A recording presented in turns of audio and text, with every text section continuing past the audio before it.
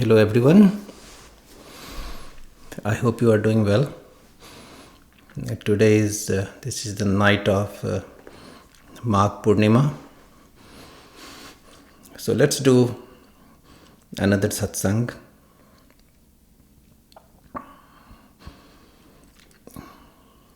You know what is the guilty pleasure of a spiritual life?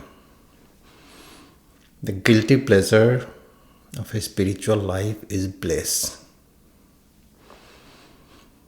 The bliss, Ananda. You know, Ananda is our true nature.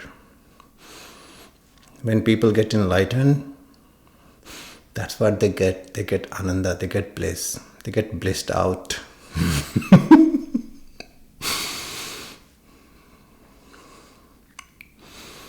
What is bliss? It's really hard to describe what bliss is. It's kind of intoxication in a way, but that doesn't do justice. It's a feeling. No, it's not a feeling. It just is. That's our true nature. You have to feel it. And for that, we need to work hard. You know, we waste our life. We waste our life for a fraction of what we have. Those fractions are what pleasures we get from our senses. But that is nothing. That is nothing compared to what awaits us. What awaits us is that Ananda. You see, I'm very careful not to use adjectives like infinite, unlimited. I cannot use them because that will be a lie, because no one can say those things. Those words cannot be said. But the place is amazing. The bliss, the Ananda is amazing. How to get there? It requires work. It requires a lot of work. We all have to get there. We all have to get there because that's the objective function. We are all tied up. We are all getting pulled in that direction. But we have to be wiser than that. Instead of being pulled, we can just start running. And just imagine, there are 10 dogs or animals being pulled by rope and they don't want to move. Sometimes it happens, I've seen. And suddenly one of them starts to run in the direction. How cool it will be. There is no obstacle. We just have to run. We have to go for it. It's available to all of us.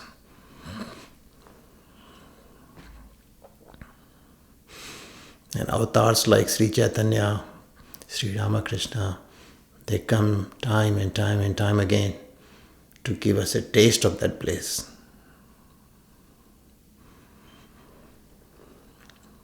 It's really hard to describe that feeling. Even feeling is not the right way, not right word. This is just who we are.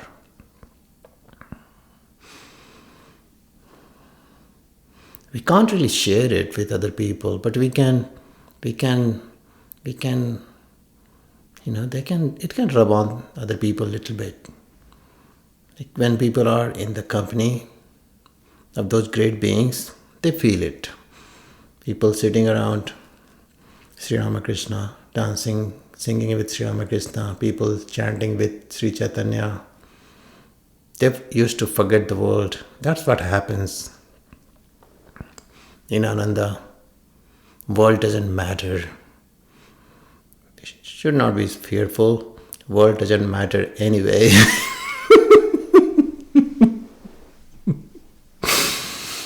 The world doesn't matter anyway.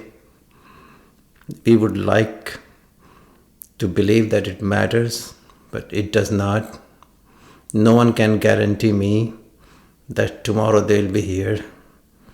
Neither I can guarantee anyone that I'll be there tomorrow. I cannot. No one knows. I don't know if this house will be there tomorrow. I don't know if the world will be there tomorrow. The world doesn't matter anyway. Does it sound radical? If it does, then I'm making sense. Because if one is not radical like that, it's not possible to get out. It's not possible to enjoy that place. That's why it's so hard to get there. Because we are programmed the other way. Then we have to break the programming. And to teach us how to break that programming, avatars come like Sri Ramakrishna. They don't teach us. They don't teach us how to, play in the world. Because for that we need to watch TV. And for that we have advertisements. And our friends, and our colleagues, and our family members who ask us to go on this vacation, that vacation, buy that car, eat that food, go to that restaurant. We don't need an avatar to tell us. But we want, like Sri Ramakrishna, to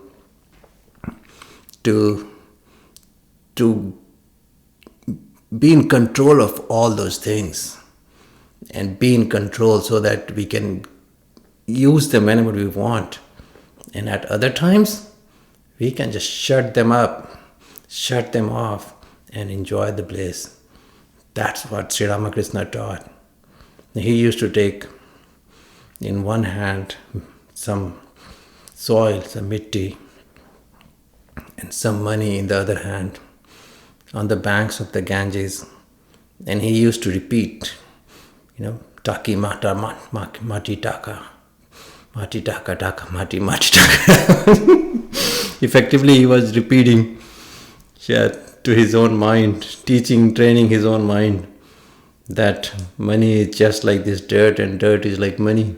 And then he used to throw both of them, empty his both hands in the river water. That was just training for us ordinary humans.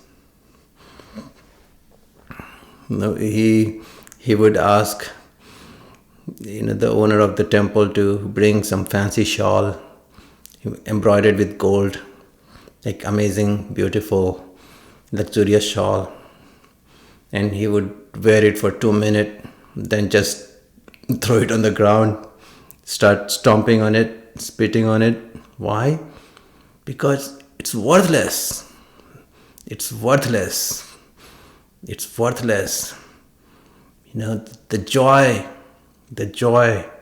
of the bliss, the ananda, is infinitely time, but I don't know what I'm saying, like gazillion, bazillion, billions, trillion times more than the joy of that fancy shawl. And all that was just training for us. All that was just training for us. And same, Sri Chaitanya, people don't realize how great these beings are. Before Sri Chaitanya, he wanted a mantra from his teacher, Sannyas. And his teacher said, okay, under one condition I'll give you a mantra. Like, if you come here and I'll put some sugar on your tongue, and that sugar on your tongue should stay dry, and it should just fall off your tongue. And that's what happened. You should try. You should try. You put some sugar on your tongue and see what happens. These things are not under our control. What he was testing Chaitanya for was absolute control over his senses and his mind.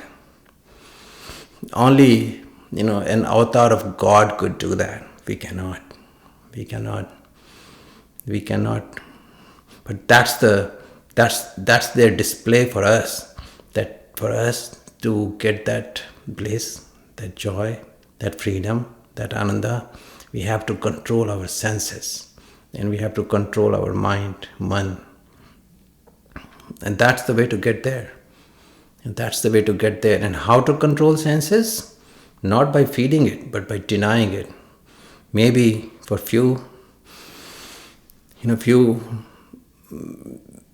kind of harmless pleasures, like having a fancy shawl. Now one can give that to man, say, hey, look, here is your fancy shawl, but that's it, not again, don't ask for it again. So we have to control, train our man,